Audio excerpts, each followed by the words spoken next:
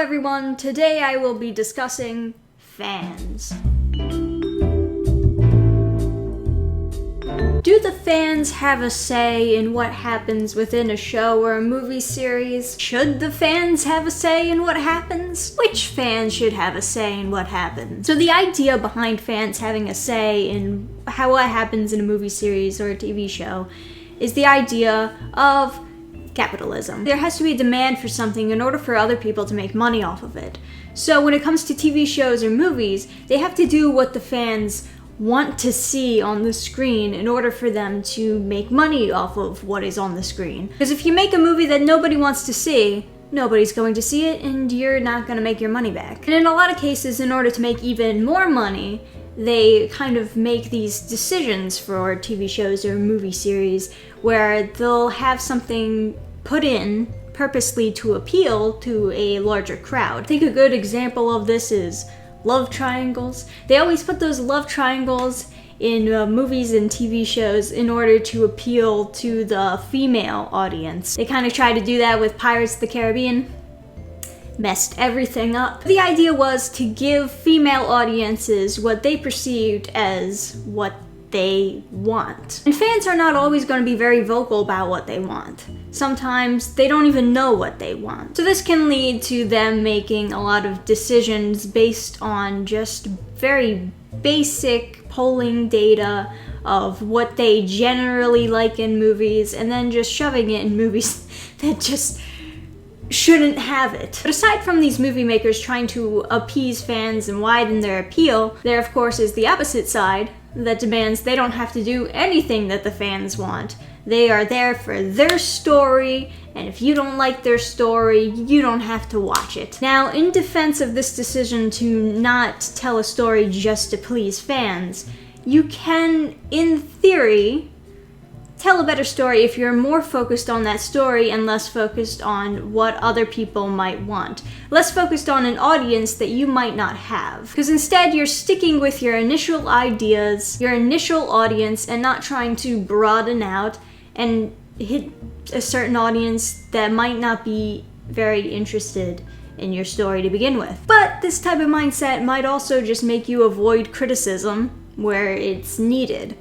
And you can actually end up making your story worse to even your loyal fans. So you might actually end up, in some cases, losing the fans that you have because you're not listening to them when they critique your work. And I know that there are people on both sides of the aisle who feel certain ways about how we should be handling our stories and how we should be dealing with criticism and know who to listen to when it comes to changing or making your story. A lot of people might say, always listen to the fans know what's best, but sometimes the fans don't actually know what they want, and sometimes what they want sounds better as an idea than it does when it's actually executed. Plus, you gotta understand that not all the fans are going to agree on one thing. There's gonna be a certain section of fans who think that this should happen, a certain section of fans who think that this should happen, and you can't please them all. It's incredibly common as a fan to think, oh man, this story would be so much better if they did this instead. If only they listened to me and my ideas, this story would have been so much better.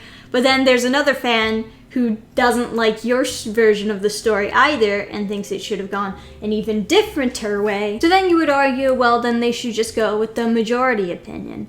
But what if even the majority opinion doesn't get executed correctly? Because even if the idea is good, if it's not done right, then what's the point of doing it at all? And I think that there are a lot of creators out there who are very, very open to criticism and who will be swayed by fan opinion. And sometimes this helps them succeed. You think about the new Sonic movie that's coming out.